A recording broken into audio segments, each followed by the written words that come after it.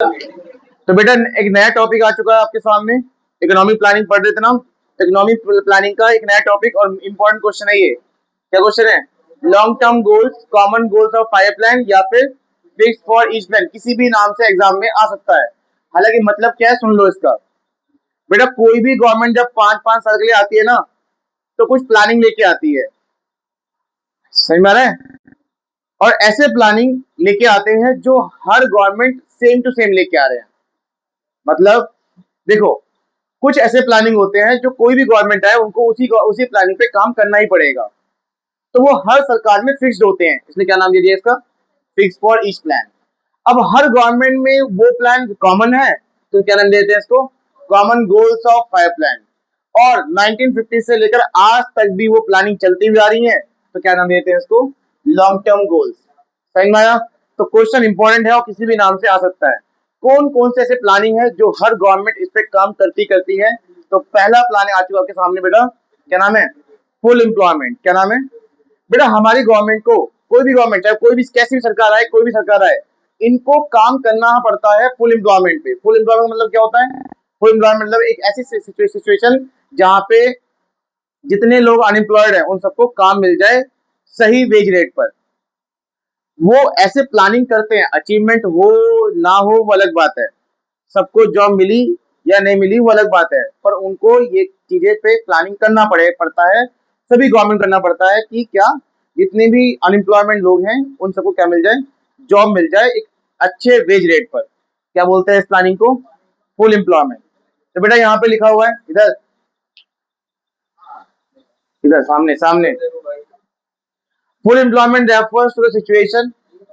Full employment एक situation है when all the able and willing to work, जो बंदे काम कर सकते हैं और काम करना चाहते हैं, किस रेट पर?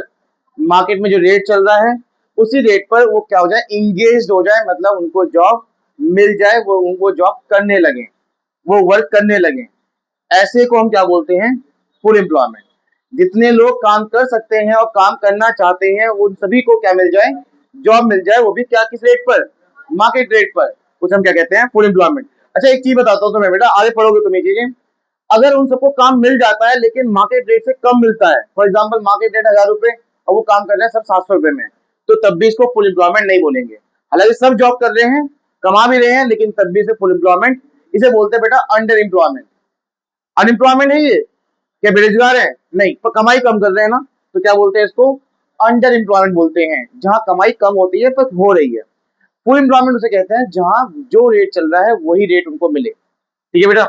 फिर आता है बेटा, एक लाइन आती लिखी है, जॉबलेस इकोनॉमी इज मीनिंगलेस। ऐसी इकोनॉमी बेकार है जहां लोग के पास जॉब नहीं है। अच्छा, become of unemployment social unrest. अगर लोग अनएम्प्लॉयमेंट होंगे तो सोशल अनरेस्ट मतलब समाज में गलत चीजें बढ़ेंगी। गलत चीजें बढ़ेंगी, क्या क्या बढ़ सकती हैं वो चीजें? अच्छा क्या क्या है वो चीजें? जैसे आपको पता है टेररिज्म बढ़ सकता है, सोशल लेवल मतलब जैसे चेन स्नैचिंग, मर्डर, ये सब भी बढ़ जाते हैं अगर लोग ज्यादा अनएम्प्लॉयमेंट रहेंगे तो। अच्छा रीजन क्या है एम्प्लॉयमेंट जनरेशन का? हमें क्यों लोगों को रोजगार देना चाहिए? लोगों को रोजगार क्यों देना चाहिए? तो उसके पीछे रीजन क्या है? Better use of man power resources. कि बेटा जो लोग जो रिसोर्सेज है, बेटा हम सब रिसोर्सेज तो है, आप लोग अभी आप रिसोर्सेज में नहीं आते, अभी आप ह्यूमन रिसोर्सेज में नहीं आओगे। ह्यूमन रिसोर्सेज में वो आते हैं जो हमारे देश में प्रोडक्शन में कंट्रीब्यूशन देते हैं अपना। ठीक है? अभी आपका काम है पढ़ना, कंजप्शन करना है ना, यूज करना। प्रोडक्शन का काम किसका है? हमारा। जैसे हम मैं आऊंगा देश के ह्यूमन रिसोर्सेज में, तो अपने मैन पावर रिसोर्सेज को अच्छी तरीके से यूज करने के लिए क्या करना पड़ेगा? हमें करना पड़ेगा। और लास्ट क्या है? To provide means of livelihood to the growing population. जो बढ़ती पॉपुलेशन है इनको प्रोवाइड करना कि कैसे ये सही तरीके से अपनी लाइफ को जी सके। और वो किससे होगा? पैसों से। तो पैसे की कमाई किससे होगी? एम्प्लॉयमेंट से, है ना? तो एम्प्लॉयमेंट इसलिए बहुत जरूरी है। चलिए बेटा दूसरा क्या है यहाँ पे? अरे वो दूसरा था, ये पहला था, कोई बात नहीं। क्या नाम है यहाँ पे? जीडीपी ग्रोथ या, बेटा दोनों में फर्क है और मैंने ये बातें आपको इकोनॉमिक्स में बता रखी है, मैक्रो में फर्स्ट चैप्टर में। जीडीपी और जीडीपी ग्रोथ और इकोनॉमिक ग्रोथ में फर्क होता है।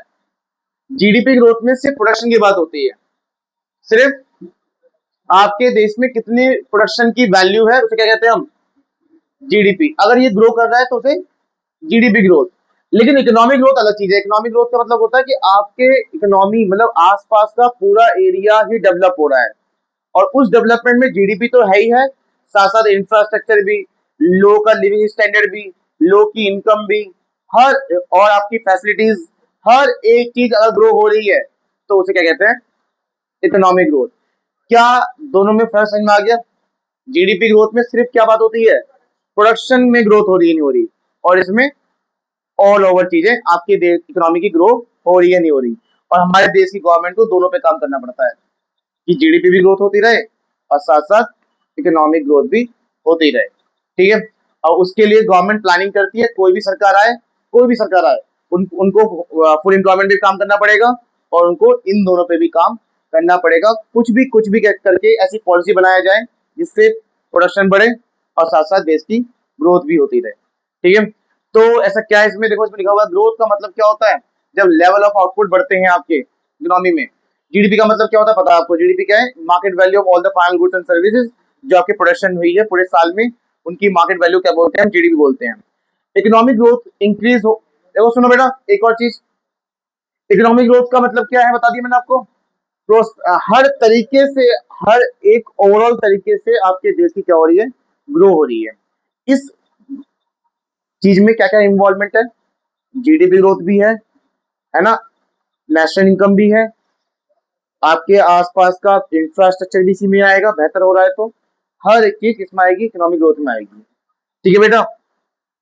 अच्छा एक और चीज, अच्छा यहाँ पे जो लास्ट में लिखा हुआ है इसके लिए मैं एक एग्जाम्पल बताता हूँ बेटा। अगर अभी 100 रुपए प्रोडक्शन है और 10% से बढ़ रहा है तो नेक्स्ट कितना होगा, 110।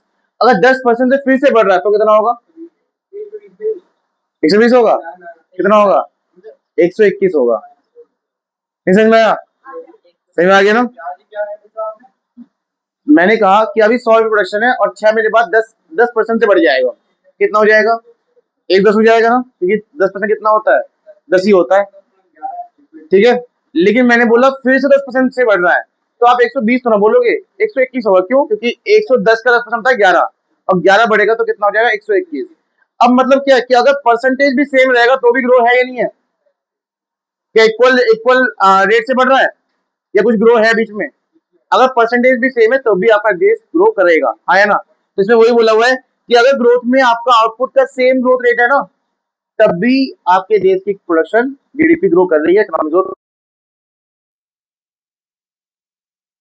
गवर्नमेंट काम करती है चाहे कोई भी सरकार आए। तो बेटा दो प्लानिंग हो गए कॉमन, एक फुल एम्प्लॉयमेंट, दूसरा जीडीपी ग्रोथ और इकोनॉमिक ग्रोथ, तीसरा क्या बेटा, सोशल जस्टिस इक्विटेबल डिस्ट्रीब्यूशन। इसका हम बेसिक पढ़ लेते हैं बस। इसमें क्या है, कोई भी सरकार आए ना, उनको सोशल जस्टिस पे भी काम करना पड़ेगा, क्योंकि आपका देश, भारत देश जो है वो अभी भी पूरी तरह इक्वल डिस्ट्रीब्यूशन में नहीं चल रहा। इक्विटेबल डिस्ट्रीब्यूशन मतलब होता है सबके पास इनकम बराबर की है, ऐसा है क्या, ठीक है।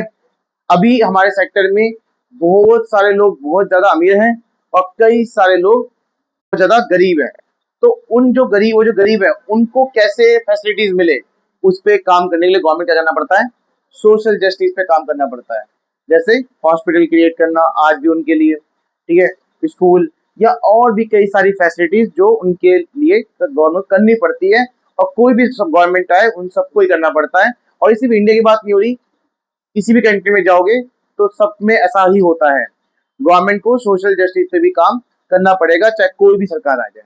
तो ये भी एक कॉमन गोल है, मतलब ये भी एक फिक्स्ड है कि इस पे भी काम करना ही पड़ेगा। तीन प्लानिंग हो गए, फुल एम्प्लॉयमेंट, जीडीपी ग्रोथ और सोशल जस्टिस या इक्विटेबल डिस्ट्रीब्यूशन पे काम करते हैं। अच्छा इक्विटेबल डिस्ट्रीब्यूशन का कोई एग्जांपल दे सकते हो, जैसे गवर्नमेंट अमीरों पे हैवी टैक्स लगाकर उस पैसे को रिवेन्यू जनरेट करती है और किस पे खर्च करती है, गरीबों पे। जैसे अगर मैं कहूँ कि जो गवर्नमेंट इनको फ्री में राशन दे रही है, या सस्ते में आवास योजना प्रोवाइड हो जाता है, या मेडिकल फैसिलिटीज, क्योंकि हॉस्पिटल में जाएंगे तो 1-2 रुपए लगते हैं सरकारी हॉस्पिटल में, पर फैसिलिटीज तो है ना अच्छी खासी, है ना। जैसे किसी बच्चे का टीका लगेगा तो प्राइवेट हॉस्पिटल में लग रहा है 1500 टीका, और वही टीका सरकारी हॉस्पिटल में 0 रुपए है, मतलब कुछ भी देना नहीं पड़ेगा। तो क्या उसमें खर्चा आया नहीं होगा पैसे, गवर्नमेंट का तो आया होगा ना। तो वो सब खर्चे पैसे कहाँ से आएंगे, वो टैक्सेस से आएंगे। तो वो सब क्या है, इक्विटेबल डिस्ट्रीब्यूशन के थ्रू ही होता है सब कुछ, ठीक है बेटा। फोर्थ और लास्ट क्या है ये, सेल्फ रिलायंस। क्या मतलब होता है इसका मतलब,